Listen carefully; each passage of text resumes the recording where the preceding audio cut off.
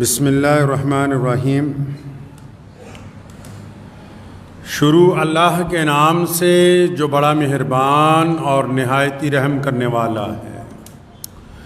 تمام حضرات سورہ فاتحہ اور درود پاک پڑھ لیجئے۔ اعوذ باللہ من الشیطان الرجیم، بسم اللہ الرحمن الرحیم، الحمدللہ رب العالمین، الرحمن الرحیم، مالک یوم الدین، ایاک نعبد وإياك نستعين، إياك نعبد وإياك نستعين، إياك نعبد وإياك نستعين، اهدنا الصراط المستقيم صراط الذين أنعمت عليهم غير المغضوب عليهم ولا الضالين، آمين۔ اللهم صل على محمد وعلى آل محمد كما صليت على إبراهيم وعلى آل إبراهيم انکا حمید مجید۔ اللہم بارک علی محمد وعلی آل محمد کما بارکت علی ابراہیم وعلی آل ابراہیم انکا حمید مجید۔ اللہ کے پیارے نبی حضرت محمد رسول اللہ صلی اللہ تعالیٰ علیہ وسلم نے پوری دنیا کے انسانوں کے لیے عطا کیے گئے دین اسلام کے ذریعے لوگوں کو عبادات کے طریقے جو ہیں وہ سمجھائے ہیں۔ اسلام میں مختلف طریقے ہیں عبادتوں کے، اور ان کے الگ الگ وقت بھی طے کیے گئے کہ کون سی عبادت کب ہوگی، کس انداز سے ہوگی، کیا دن ہوں گے، کیا اس کے وقت ہوگا، کیسے ادا کی جائے۔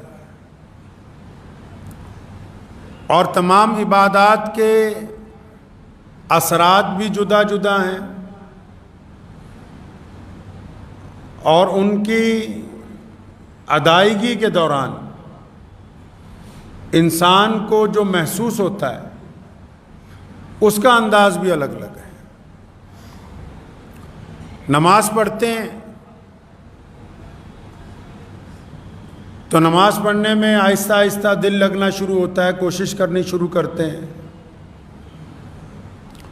روزے رکھنے شروع کرتے ہیں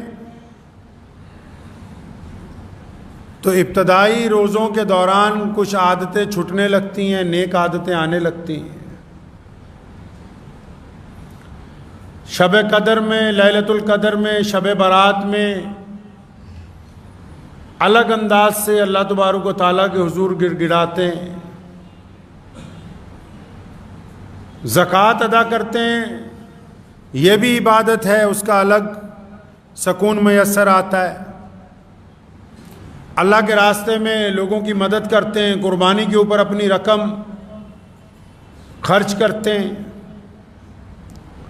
لیکن ان تمام عبادات کے درمیان ایک عبادت ایسی ہے، ان تمام عبادتوں کے درمیان اسلام کا ایک رکن ایسا ہے،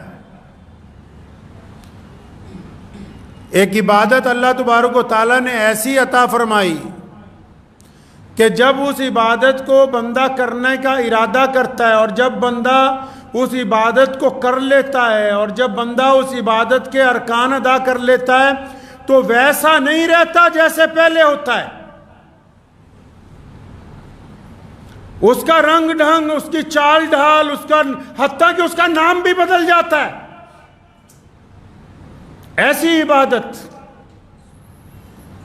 کہ بندے کی چال چلن بدل جاتی ہے، رنگ ڈھنگ بدل جاتا ہے، اور اس کا نام بھی بدل جاتا ہے۔ اور وہ عبادت کون سی ہے؟ وہ ایک سفر ہے جس کو عشق کا سفر کہتے ہیں، جس کو جنون کا سفر کہتے ہیں، جس کو محبت کا سفر کہتے ہیں، جس کو مشقت کا سفر کہتے ہیں، جس سفر میں بندہ دنیا سے لا تعلق ہو کر یہ سمجھ کے گھر سے جاتا ہے کہ پتہ نہیں واپسی ہوگی یا نہیں ہوگی، لیکن اس سفر میں بندے کو شوق ہوتا ہے اپنے رب سے ملنے کا۔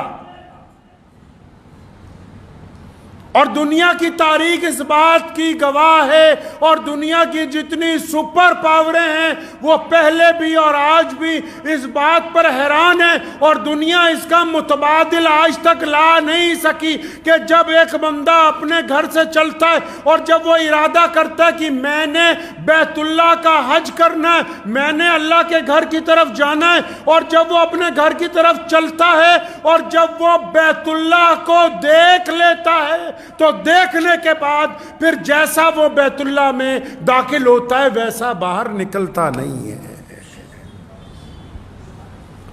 یہ صفات اللہ تبارک و تعالیٰ نے اہل ایمان کو عطا فرمائی۔ آپ کو پتہ ہے حج کا ایک پہلو یہ ہے، حج تو اس کو کہتے ہیں کہ ایمان کی حالت میں صاحب مال مسلمان اپنے رب کے گھر کی طرف جائیں گے، اپنے رب کے گھر کے چکر لگائیں گے، اپنے رب کے گھر میں ملتزم سے لپٹ کر دعائیں مانگیں گے، حجر اسود کا بوسہ لیں گے۔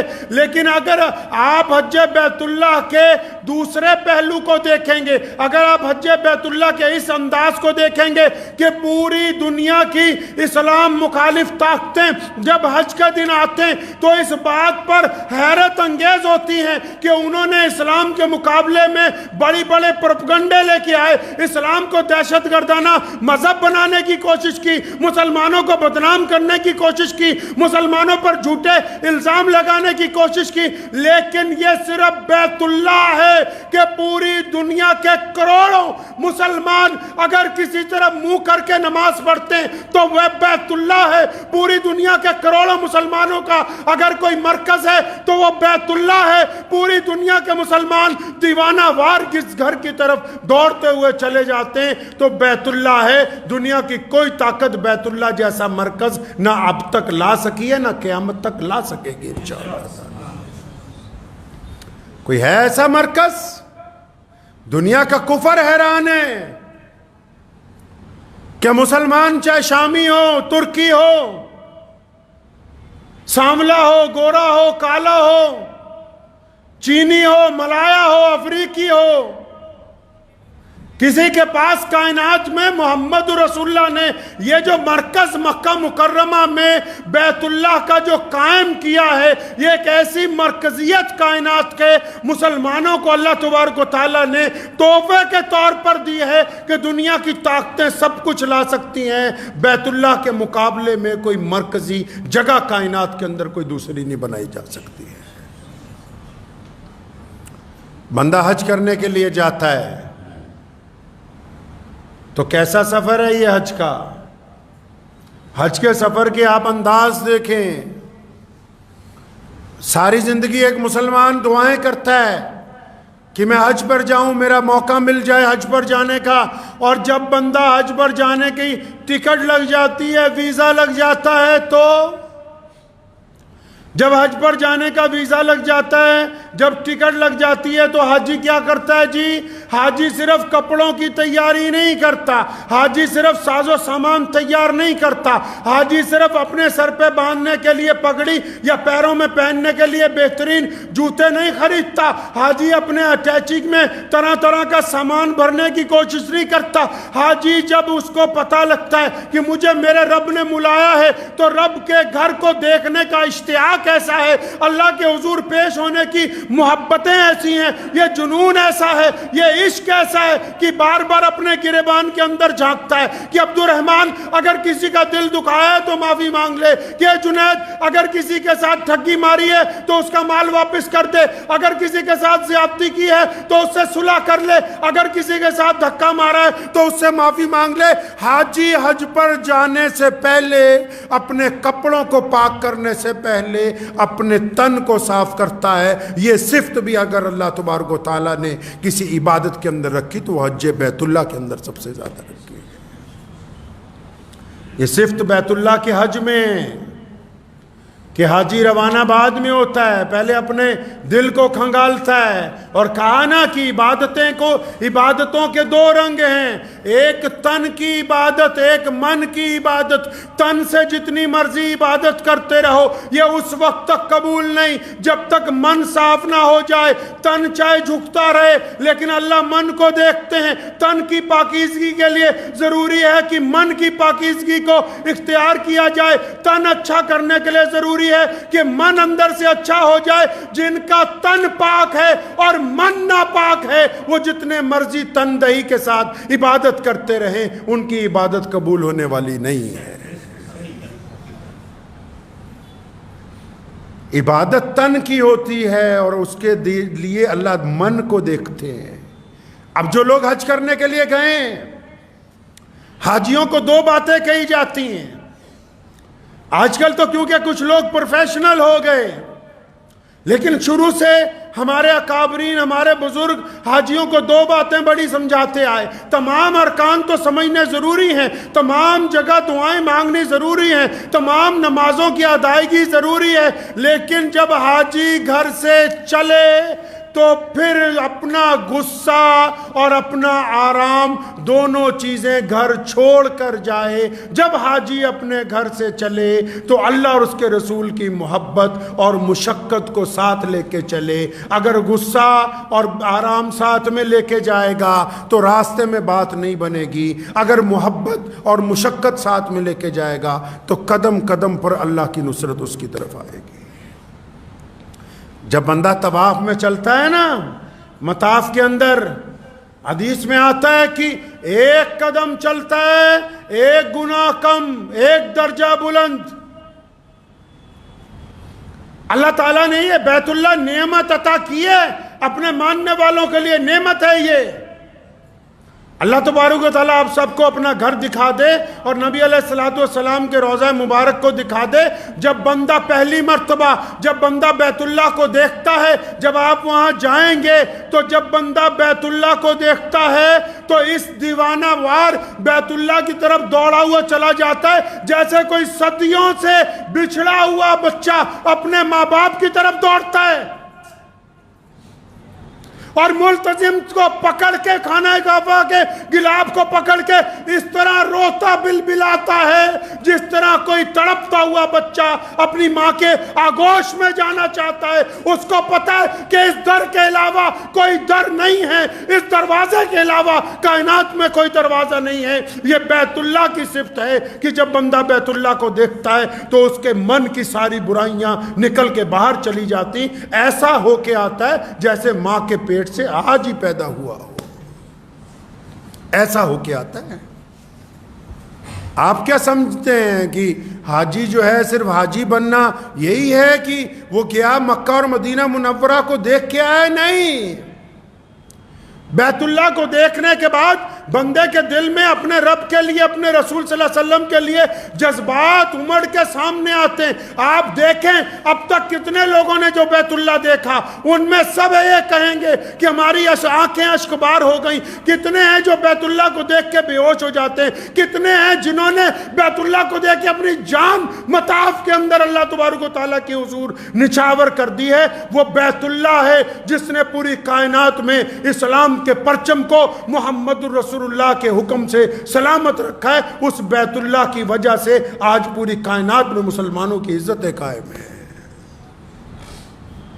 اور بیت اللہ کا کمال دیکھیے آپ، بندہ جاتا ہے یہاں سے، عبد الرحمن جاتا ہے، جنید جاتا ہے، شفیق جاتا ہے، یہاں سے الگ الگ نام کے لوگ جاتے ہیں۔ جب واپس آتے ہیں تو کون آتا ہے جی؟ واپس حاجی صاحب آتے ہیں۔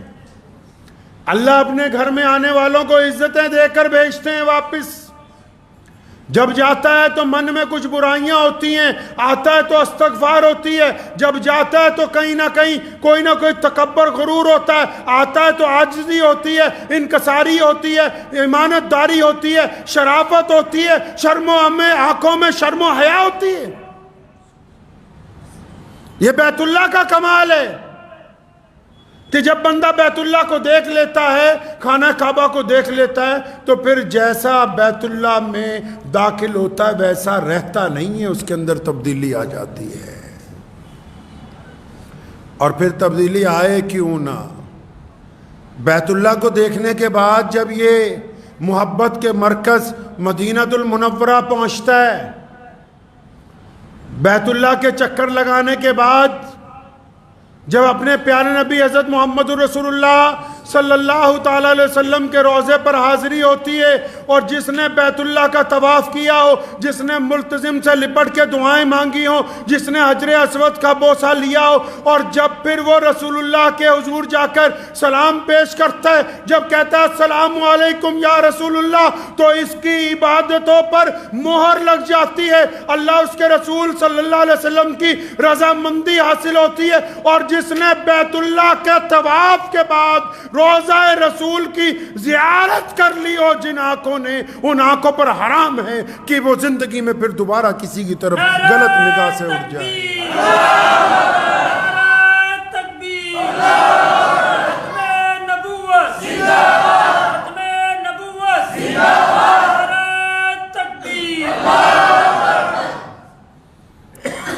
جب بندہ حج کے لیے جاتا ہے کیا کرتا ہے پتہ ہے آپ کو؟ حاجی کو کہتے ہیں احرام باندھو.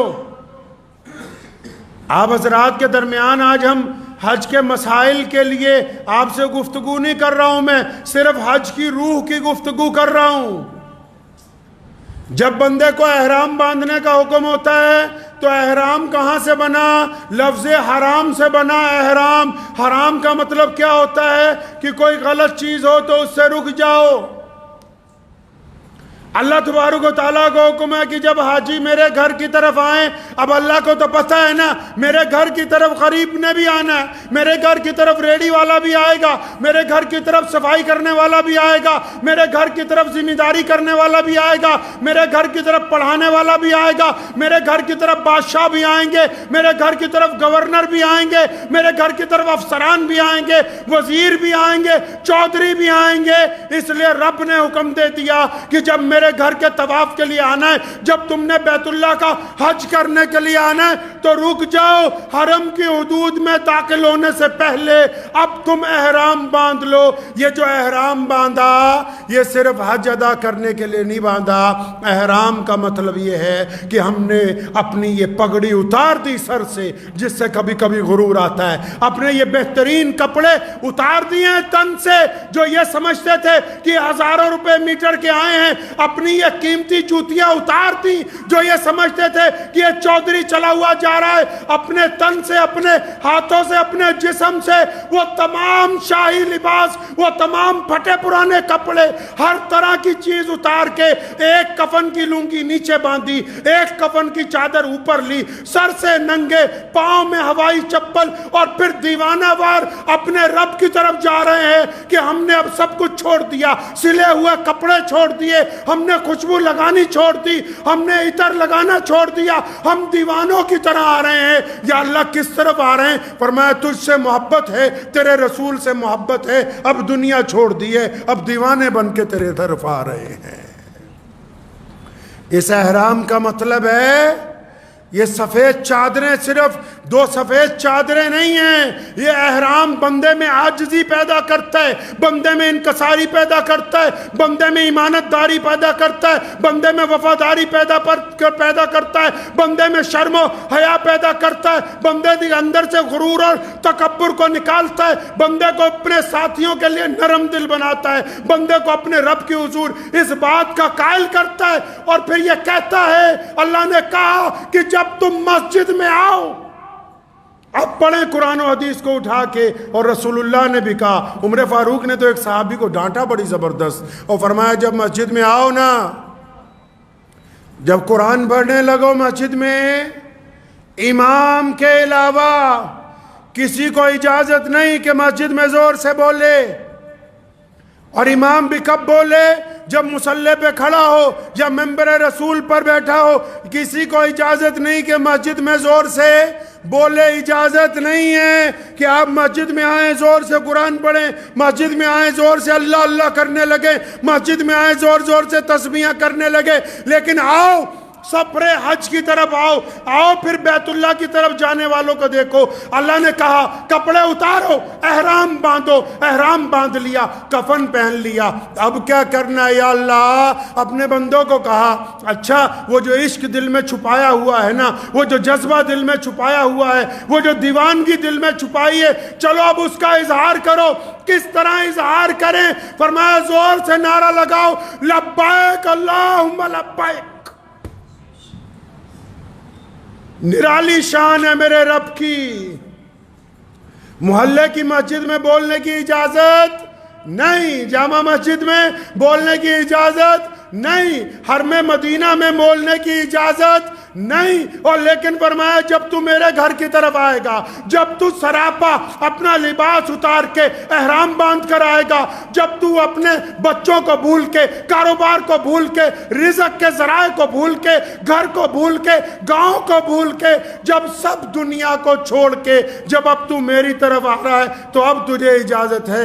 دیوانگی سے نعرہ لگاتا لبیک اللہم لبیک کہ میرے رب میں تو اب حاضر ہو گیا ہوں، تیرے حضور حاضر ہو گیا ہوں میں۔ یہ درجہ اللہ تعالیٰ نے حاجی کو عطا کیا ہے، یہ مقام اللہ تبارک و تعالیٰ نے حاجی کو عطا کیا ہے۔ اور اللہ تبارک و تعالیٰ نے عرفہ کے دنوں کو حاجیوں کے لیے سہولت کا انتظام کیا۔ اللہ تبارک و تعالیٰ نے حاجیوں کے ساتھ بڑی نرمی کا، بڑی محبت کا اظہار کیا ہے۔ اللہ کریم چاہتے ہیں کہ میرا بندہ مجھ سے مانگے، اور پھر یہ دعاؤں کے لیے ہی دن بنائے گئے۔ جس طرح عید کی نماز ہوتی ہے نا، اس طرح حج کی کوئی جماعت نہیں ہوتی۔ کیوں نہیں ہوتی؟ اس لیے نہیں ہوتی کہ اگر حج کی ایک جماعت طے کر دیتے تو بہت سارے بیمار تو وضو کرتے ہوئے رہ جاتے، بہت سارے تو 2-4 قدم پیچھے چھٹ جاتے، کئیوں کی 1 رکعت چھٹ جاتی، کسی کی 2 رکعت چھٹ جاتی۔ اللہ نے دن طے کر دیے کہ آؤ بس صبح سے شام تک اور پھر رات سے صبح تک مانگو اپنے رب سے کیا چاہتے ہو، مانگو اپنے رب کی حضور۔ اللہ تبارک و تعالیٰ سے جو مانگو گے وہ دیں گے۔ اور حاجی جب حج کے لیے جاتا ہے نا تو حاجی کی کیفیت بدل جاتی ہے۔ اور جتنے حاجی حج پر گئے ہوئے ہیں وہ خود جانتے ہیں کہ اللہ تبارک و تعالیٰ نے ان کو کس نعمت سے سرفراز کر دیا ہے، کس نعمت سے سرفراز کر دیا اللہ تبارک و تعالیٰ نے۔ اور جو بندے پیسے ہونے کے باوجود سنیں، وہ لوگ بھی سن لیں، جو حج کرنے کے لیے ابھی تک گئے نہیں۔ کیوں نہیں گئے؟ بیٹی کی شادی کرنی ہے، بیٹی کی شادی کر دی۔ اب کیوں نہیں گئے؟ بیٹے کی شادی کرنی ہے، بیٹے کی شادی کر دی۔ اب کیوں نہیں گئے؟ دکان سیٹ کرنی تھی، دکان سیٹ کر دی۔ اب ساری ہڈیوں کا جب جوس نکل گیا، 70-80 سال کے ہو گئے، اب سوچتے ہیں کہ حج پر جائیں تو نمبر نہیں لگ رہا۔ جس کو اللہ نے اتنا مال دیا کہ اس کے پاس اپنا گھر ہے، اور اس کے بعد آج کے دور میں اگر صرف 10 لاکھ روپے اس کے کھاتے میں پڑے ہیں، سیدھا دیسی مسئلہ سمجھ لو، 10 لاکھ روپے کھاتے میں پڑے ہیں، سال گزر گیا پھر پڑے ہیں، اب یہ بہانے کرتا ہے کہ بیٹے کی شادی، بیٹی کی شادی، حج اس پر فرض ہے۔ اور نبی علیہ السلام نے فرمایا، اللہ اکبر، فرمایا جس بندے پہ حج فرض ہو گیا اور اس نے جان بوجھ کر اس فرض کی ادائیگی نہیں کی، فرمایا اب چاہے مجوسی ہو کے مر جائے، چاہے یہودی ہو کے مر جائے۔ اتنی سخت وعید ہے ان لوگوں کے لیے جن کے پاس حج کے پیسے ہیں، حج پر جاتے نہیں، جب موت آئے گی ایمان پر نہیں آئے گی، کہ کوئی معمولی بات نہیں ہے کہ اللہ تبارک و تعالیٰ نے ایک مسلمان کو وسعت دی ہو، جذبہ دیا ہو، پیسے آ گئے ہوں اتنے۔ اور یہ تو شوق کی بھی بات ہے، کئیوں کے پاس پیسے بھی بہت ہیں، دل نہیں کرتا۔ اصل میں پیسے کے ذرائع بھی درست ہونے چاہیے، اور کئیوں کے پاس پیسے بھی بڑے تھوڑے ہوتے ہیں، پھر بھی بڑی کوشش کرتے رہتے ہیں۔ غریب لوگ بھی حج کے لیے پہنچ جاتے ہیں، غریب بھی پہنچ جاتے ہیں، اور کئی ایسے ہیں قیامت والے دن ان کو کہا جائے گا کہ تمہارا حج ہو گیا، اللہ نے تمہیں بخش دیا، وہ کہیں گے یا اللہ ہم نے تو حج کیا نہیں، ہم نے تو حج ہی نہیں کیا، ہمارے پاس پیسے نہیں تھے۔ آواز آئے گی اچھا تمہیں یاد ہے نا جب حاجی حج کو جاتے تھے تم ہر بار تمنا کرتے تھے کہ ہم بھی حج کریں، اور تم اس بات کے لیے اپنے رب کے حضور روتے تھے، تمہاری آنکھوں سے آنسو بھی بار بار نکلتے تھے کہ کاش ہمارے پاس پیسے ہوتے تو ہم بھی حج کرتے۔ وہ تمہاری جو نیک نیت تھی اللہ نے اسی کو حج کا نعم البدل کر دیا، اللہ نے اسی کے اوپر حج کا ثواب عطا فرما دیا۔ تو یہ جو احرام باندھا ہے نا، یہ معمولی لباس نہیں پہن رکھا حاجیوں نے، یہ اسلام کی عظمت کی نشانی ہے، یہ اللہ اور اس کے رسول صلی اللہ علیہ وسلم کی محبت کی نشانی ہے، یہ پیارے نبی حضرت محمد الرسول اللہ کی اطاعت اور فرما برداری کی نشانی ہے، یہ اس بات کا اعلان ہے کہ ہم اپنے رب سے راضی ہو کے آ گئے، اور اب ہمارا رب جیسے چاہے گا ہم ویسے زندگی گزاریں گے انشاءاللہ تعالی۔ اس احرام کی جو عزتیں ہیں، اور دیکھو رسول کریم کہو صلی اللہ علیہ وسلم، صلی اللہ ہاں، نبی علیہ السلام کی اگر آپ سیرت پڑھیں گے نا عش عش کر اٹھیں گے۔ حج ہوتا تھا نا، آپ کو پتا ہے سب سے پہلے حج کس نے کیا؟ سب سے پہلے حج کس نے کیا؟ نبی علیہ السلام کے دادا نبی کون؟ سیدنا ابراہیم علیہ السلام، جنہوں نے بیت اللہ کو دوبارہ بنایا۔ اللہ کے حکم سے پہلا طواف سیدنا ابراہیم علیہ السلام نے اس گھر کا کیا ہے، اور دعا کر دی تھی، کمال دیکھیں آپ کو جب اللہ لے جائے حج کرنے کہو آمین۔ اللہ تعالیٰ آپ سب کو اپنے نبی صلی اللہ علیہ وسلم کا روضہ دکھا دے۔ آپ جب جائیں گے نا مکہ اور مدینہ منورہ، خدا کی قسم کھا کے کہتا ہوں مکہ ایسی جگہ پر ہے، سنیں یہ بھی کشش کی بات ہے، مکہ ایسی جگہ پہ ہے جہاں کوئی پانی کی جھیل نہیں ہے، مکہ ایسی جگہ پر ہے جہاں سنگلاخ چٹانیں ہیں، مکہ ایسی جگہ پر ہے جو چاروں طرف ریت ہے، مکہ ایسی جگہ پہ ہے جہاں پر ہریالی نہیں اگتی، مکہ ایسی جگہ پر ہے جہاں چاروں طرف ہزاروں کلومیٹر تک بیابان جنگل ہیں اور سنگلاخ چٹانیں ہیں، چلتی ہوئی تیز ہوائیں ہیں، گرم ہوائیں اور تیز دھوپ ہے، اڑتا ہوا ریت ہے۔ دیکھو میرے رب کا کمال۔ اپنا گھر کہاں بنوایا؟ چاہتے تو کسی برف پوش علاقے میں نہ ہوتا، چاہتے تو کسی ٹھنڈی جگہ نہ ہوتا، چاہتے تو کسی سمندر کے کنارے نہ ہوتا، چاہتے تو کسی دریا کے درمیان میں نہ ہوتا، چاہتے تو کسی بہت خوبصورت ملک میں نہ بنایا جاتا۔ بیت اللہ کو سنگلاخ چٹانوں میں اللہ کے نبی سیدنا ابراہیم علیہ السلام نے تعمیر کیا، ان سے پہلے آدم علیہ السلام نے تعمیر کیا، ان سے پہلے فرشتوں نے اس جگہ بنیاد رکھی اور اس گھر کو اللہ کا گھر کہا۔ کیوں؟ دنیا کو دکھانا تھا نا، جتنے دنیا کے اسلام مخالف طاقتیں ہیں ان کو بھی دکھانا تھا کہ آؤ اب یہ جو کروڑوں لوگ، اب یہ جو پوری دنیا کے دیوانے بیت اللہ کی طرف آتے ہیں نا، یہاں کشش کا مرکز کوئی دریا نہیں ہے، یہاں کشش کا مرکز کوئی پہاڑیاں نہیں ہیں، یہاں کشش کا مرکز کوئی پڑتی ہوئی برف نہیں ہے، یہاں کشش کا مرکز کوئی ہر مہینے ہونے والی بارشیں نہیں ہیں۔ فرمایا ان سنگلاخ چٹانوں میں اگر کشش کا کوئی مرکز ہوگا تو صرف میرے رب کا گھر ہوگا، اس کے گھر کی طرف ہی لوگ آئیں گے، اس کے علاوہ کوئی کشش کا مرکز نہیں ہوگا۔ آپ جب جائیں گے نا تو لوگوں کو بیت اللہ سے، مکے کی چٹانوں سے، وہاں کی ریت سے اس لیے عشق ہے کیونکہ یہاں ہمارے پیارے نبی صلی اللہ علیہ وسلم رہتے تھے۔ کوئی ہے ایسا کائنات میں؟ حجر اسود کو ہم چومتے ہیں دیوانوں کی طرح، اور سیدنا عمر بن خطاب رضی اللہ تعالیٰ عنہ جس دن پہنچے حجر اسود کو چوما، ایسے اسے پکڑا اس پتھر کو دونوں طرف سے اور فرمایا حجر اسود تو ایک پتھر ہے، تیری ہمارے نزدیک کوئی قیمت نہیں، ہم تجھے اس لیے چومتے ہیں کہ محمد الرسول اللہ نے تجھے چوم رکھا ہے۔ اللہ نے اس پتھر کو عزت عطا فرمائی کہ اس کو محمد الرسول اللہ نے چوم رکھا ہے۔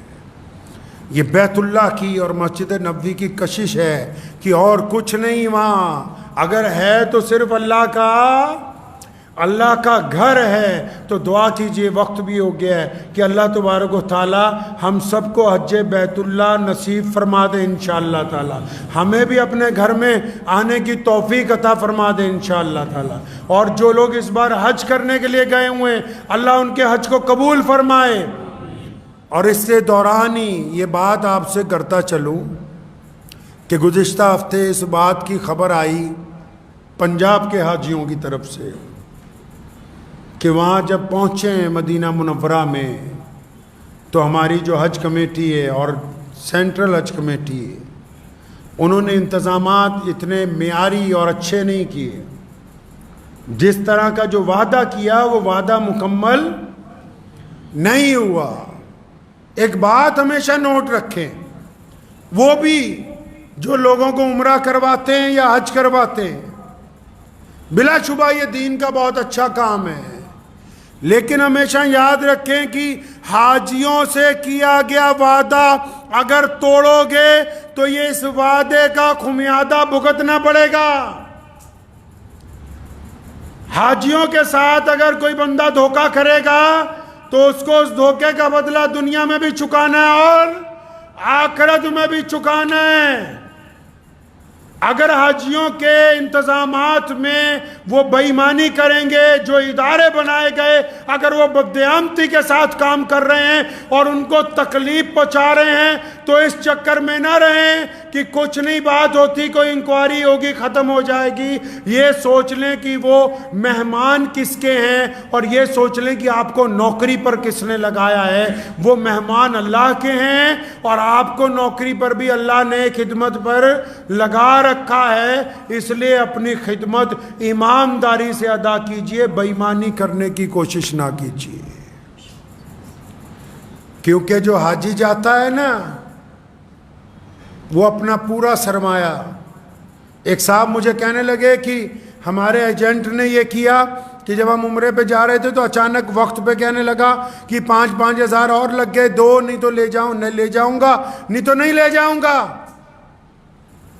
اگر اس نے 100-150 آدمیوں سے 5-5 ہزار کر کے 2-4 لاکھ کما بھی لیا تو میاں صاحب یہ 2-4 لاکھ یہیں نکلنے والا ہے، ہضم نہیں ہونے والا۔ یہ دنیا کے کاروباریوں میں جو ہیرا پھیری ہوتی ہے نا، وہ غلطی معافی تلافی کر کے معاف ہو سکتی ہے، استغفار کے بعد کچھ کمی آ سکتی ہے، لیکن اللہ کے مہمانوں سے بددیانتی اور اللہ تبارک و تعالیٰ کے مہمانوں سے گنڈا گردی یہ پھر معاف ہونے والی ہے نہیں ہے۔ اس لیے جو خدمت دی گئی اس کو ایمانداری سے ادا کیجئے۔ اور چلتے چلتے ایک بات بڑے دکھی دل کے ساتھ اپنے حاجی بھائیوں سے کہنا چاہتا ہوں کہ مکہ اور مدینہ کی زمین پر جانا کوئی معمولی بات ہے نہیں میاں صاحب، یہ کوئی بات ہی معمولی نہیں ہے، ایسی بات معمولی نہیں ہے۔ میرے والد صاحب شیر اسلام مولانا حبیب الرحمن ثانی لدھیانوی رحمۃ اللہ علیہ ہمیں کہا کرتے تھے کہ جب مدینے جاؤ تو وہاں جتنا کم وقت ہو اتنا لگاؤ۔ تو ہم نے تو دیکھا بھی، ہمارے والد تو ساری زندگی اللہ اس کے رسول کے سچے عاشق رہے، یہ عاشق کیسی باتیں کرتا ہے کہ مدینے جاؤ تو کم وقت لگاؤ۔ بھی کیا بات ہوگی؟ پوچھا کیا بات ہے؟ تو فرمانے لگے بیٹا مدینہ جو ہے وہ پیارے نبی صلی اللہ علیہ وسلم کا شہر ہے، وہ بڑا ادب والا شہر ہے، بڑے احترام والا شہر ہے، بڑی نزاکت والا شہر ہے، بڑے خلوص والا شہر ہے، بڑی محبت والا شہر ہے، بڑی شرم و حیا والا شہر ہے۔ اس شہر میں تو ہوٹل میں بیٹھ کے بھی اونچی آواز میں کسی سے مذاق کرنا حرام ہے۔ محبوب کے جب شہر میں جاؤ، جب اپنے محبوب کے سامنے ہوتے ہو، کس طرح بندہ چاق و چوبند رہتا ہے؟ بندہ جب اپنے محبوب کے سامنے ہوتا ہے کیسا ہوتا ہے اس وقت بندہ؟ کہ کوئی ادا ایسی نہ ہو جو محبوب کو ناپسند ہو جائے۔ ایک صاحب نے پوچھا کہ مدینہ منورہ جب چلے جائیں، عاشقوں کے سوال ہوتے ہیں، جواب بھی عاشقوں کے ہیں، نہ سوال کرنے والا غلط ہے نہ جواب دینے والا غلط ہے۔ عاشق نے کسی عاشق سے پوچھا کہ روضہ مبارک پر جب چلے جائیں، جب سونے محبوب صلی اللہ علیہ وسلم کا روضہ سامنے آ جائے تو کیا ہم اپنے ہاتھ سے ان جالیوں کو ہاتھ لگا سکتے ہیں؟ کیا اپنے ہونٹوں سے ان جالیوں کو چوم سکتے ہیں؟ تو پھر عاشق نے ہی جواب دیا، کہنے لگا ہاں کیوں بات، کیا بات نہیں ہے، کیوں نہیں ہاتھ لگا سکتے، کیوں نہیں ان ہونٹوں سے ہم رسول اللہ کی جالیوں کو چوم سکتے؟ لیکن ہاتھ لگانے والا بھی اور ان کو چومنے والا بھی پہلے یہ بات تو طے کر لے، کیا یہ ہاتھ اس قابل ہیں، کیا یہ ہاتھ اس قابل ہیں کہ یہ پیارے محمد صلی اللہ علیہ وسلم کے روضے عطر کی جالیوں کو لگا دیا جائے؟ کیا یہ ہونٹ اس قابل ہیں کہ آقا دو جہاں صلی اللہ علیہ وسلم کے روضے کی جالیوں کو لگ جائے؟ یہ عشق کی باتیں ہیں۔ اور حاجی بھائیوں، یہ عشق کا سفر ہے۔ آپ کی تکلیف کو میں سمجھتا ہوں، لیکن آپ نے جو تکلیف کا اظہار کیا اس کو بہانہ بنا کے لوگوں نے سیاست شروع کر دی۔ ارے مدینے کی تو گلیوں میں چلنے والے کتے کے اگر ہم پاؤں چوم لیں تو وہ بھی ہمارے لیے سعادت کی بات ہوگی۔ اس زمین پر رہ کے بس ایک کام پکڑ لیجئے کہ جب تک اس مقدس سفر میں ہیں صبر سے کام لیجئے، عشق سے کام لیجئے، محبت سے کام لیجئے، اپنی زبان کو گلے اور شکوے سے روک لیجئے۔